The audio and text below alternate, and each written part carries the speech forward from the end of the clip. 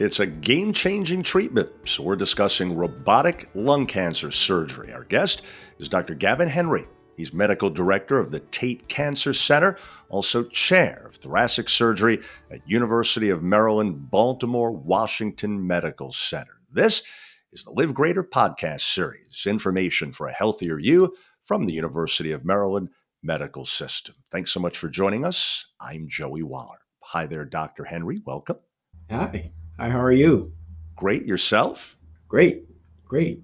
Excellent. So we're off to a great start. We appreciate the time. First, Maryland, as you well know, ranks among the top states in the nation for lung cancer surgery as a first course of treatment. So, what does that say, do you think, about how lung cancer is being detected and treated here? And why is early detection so important in this instance?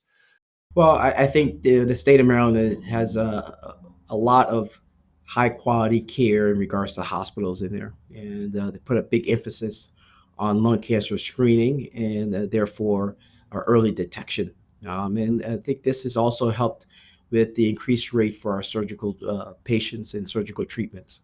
And it's really been a game changer over the last few years in regards to the lung cancer screening. When we talk about early detection in this case, tell people why that's so crucial. Well, first of all, for lung cancer, it is so important to pick it up very early.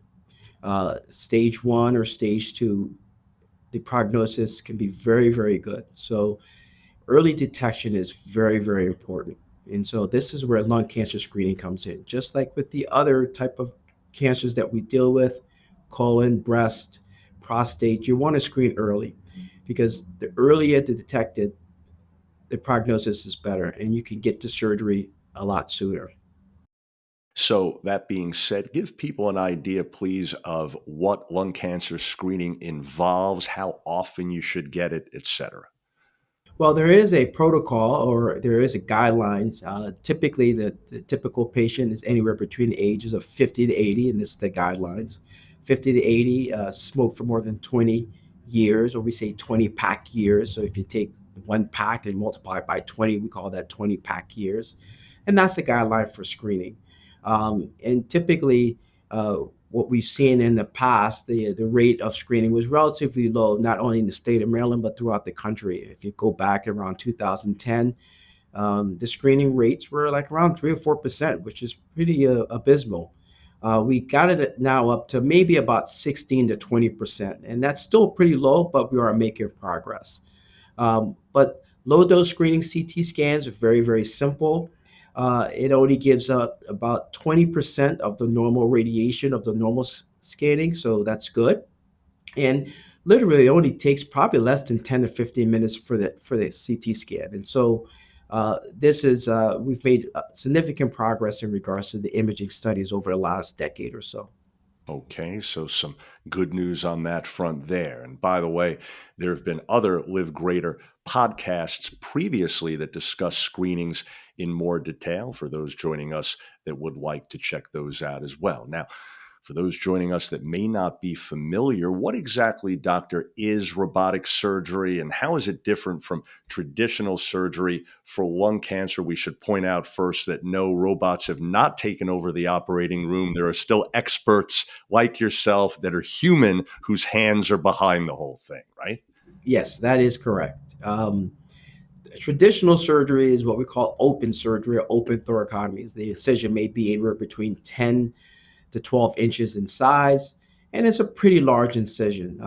But for thoracic surgery, we've started doing more minimally invasive surgery, and robotic surgery is a type of minimally invasive surgery. And the advantages for us is that we're able to have smaller instruments. The magnification on the vision is a lot higher. We have a lot less blood loss, but it does use the robot. The robot is just a tool. It just helps us uh, to get better vision and also better tools within the platform. And so, that being said, what are the benefits of this for patients? For patients, over the period of time since I've been personally doing it, We've had decreased length of stay. We may cut about a half a day to a day off your length of stay in the hospital, decrease in blood loss, decrease in pain, are really the biggest ones that we've definitely seen over this period of time. Of course, as you well know, robotic surgery has now touched just about every branch of surgery, it seems. We hear a lot of those that perform it, like yourself, talking about how much more precise it enables you to be when operating. Why is that so important in this case? Well, from a thoracic surgery standpoint, in the chest, we are around some major blood vessels that are attached to the heart. And that's very important for us to be precise and have precision around those blood vessels. Also, too, when we have to do dissections and we take lymph nodes out, we want to be precise also in order to get those. And we also can do more intense surgeries or more complicated surgeries because of the precision of the robot, which otherwise in other minimally invasive forms or even the open form will be a little more challenging for the surgeon. The robot allows us to have increased magnification and also do the instruments gives us more degrees of articulation of our wrist or fingers that we would not otherwise have. It's really pretty amazing, isn't it? Yeah, yeah, it's amazing. It's made my job a little bit easier. I'm sure it has.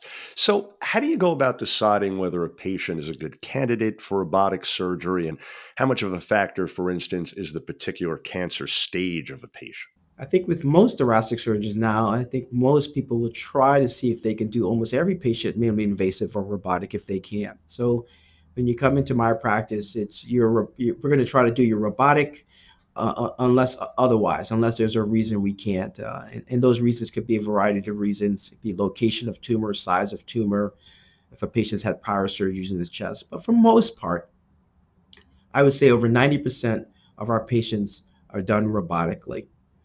Um, and there are multiple decision factors, but usually for most patients, that is, most of our patients are robotic. We plan on doing robotically. Gotcha. Great to know that. But how about patients diagnosed at a later stage? Can surgery still be an option for them in some cases? Yeah, yeah. Even though most of our patients who we do receive are early stage, some that are later stage, they obviously have a little bit more of an intense treatment. They may get chemotherapy, they may get immunotherapy or radiation, or all three. And in a certain subset of patients, those patients still may be able to get to surgery, and we still may also be able to do it robotically too. Although they're smaller in regards to percentages, but yes, that it's still possible too.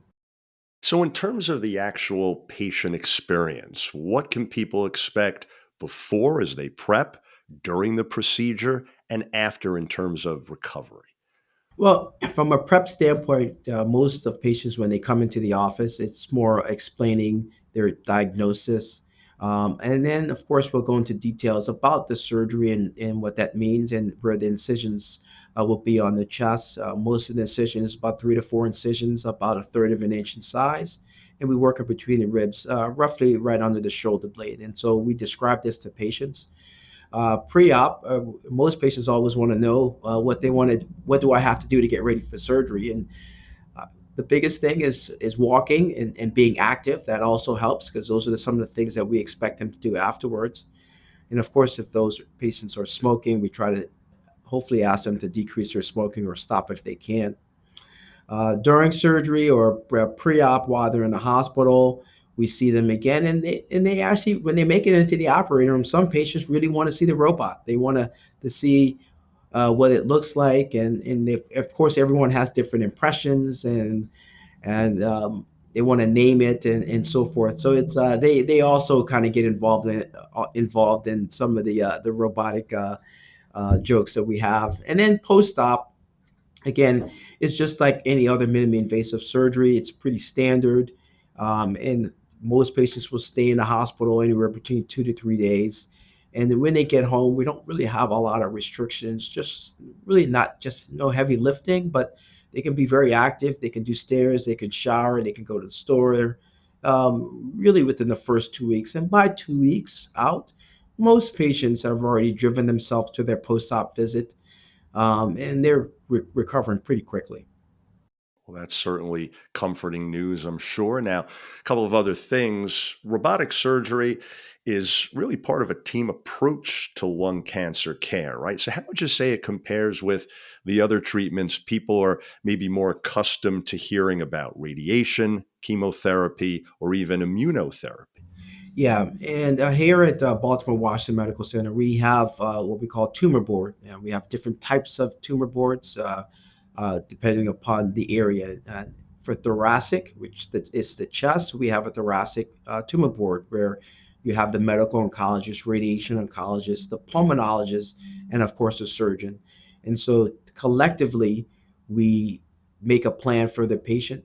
Do they need to get biopsy? Do they need chemo? Do they need immunotherapy or radiation prior, or do they just go straight to surgery? So everyone pretty much is evaluated at tumor board by the whole the whole the whole set of healthcare providers, and it's just very similar to the other service lines. And we at that time can decide if this patient is going to be a robotic candidate. We can decide if the patient is going to end up needing a biopsy or needing chemotherapy before, immunotherapy before. So a lot of those decisions are made behind the scenes, sometimes even before the patient has actually seen me. We have at least an idea, or sometimes that it could be after also if they've been seen. And it sounds like that's really important here, right, doctor? Because I would imagine sometimes one of the first things people will ask you as a patient, if you suggest the robotic approach, is, well, how do I know that I might not be better going one of these other routes? And you can tell them, well, we've already weighed in with those experts as well, and here's what they think too, right? Yeah, and I think that's important. Today is for the patient to be informed of all their different choices, because surgery is not only the only choice. Of course, there's choices for other treatments, but to have the patient understand that it's been discussed. But even in those cases, we also, if they like, to have a consultation with the other service lines, such as medical oncology, radiation oncology, or whoever it may be, to make sure that they have those consultants see them, and also too so that they're well informed so they can understand the decision making process. So information is power, information is king for the patients. And so for most part, most patients understand once they're informed. It really, for them, the decision ends up not being too much of an issue.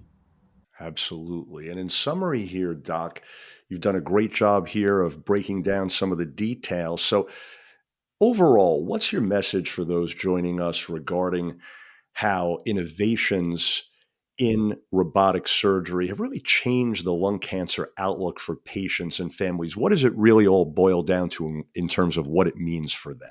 Well, it's definitely not the grandfather's surgery, that's for sure. I mean, most patients may say, "Oh, my grandfather or father had this big surgery and they had a huge incision and they stay in the hospital for 2 weeks." No, that's no longer the case. Now we can get patients in and out 2 to 3 days, sometimes even one day overnight for a major lung resection, and I think that's important for them to know that times have changed. Early detection has made a big difference in regards to the screening. Our ability to biopsy smaller nodules to make the diagnosis at earlier stage, and then of course to get you to the robotic lung resection, all those have changed significantly over the last decade or so. And this allows patients to get back to work, get back to their life a lot quicker than it ever has been before. You're reminding me with what you mentioned a moment ago, saying this is not your grandfather's surgery. Years ago, there was that commercial. This is not your grandfather's Oldsmobile. Yeah, So, yeah, kind of yeah, the same thing, right? yeah, yeah. Well, folks, we trust you are now more familiar with robotic lung cancer surgery. Dr. Henry, it sounds like really just amazing stuff as we touched on earlier. Keep up all your great work, and thanks so much again. No, thank you very much for having me.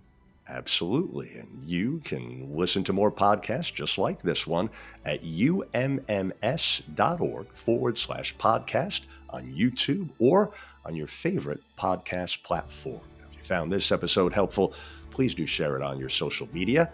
Thanks again for listening to Live Greater, Health and Wellness Podcast, brought to you by the University of Maryland Medical System. We look forward to you joining us again.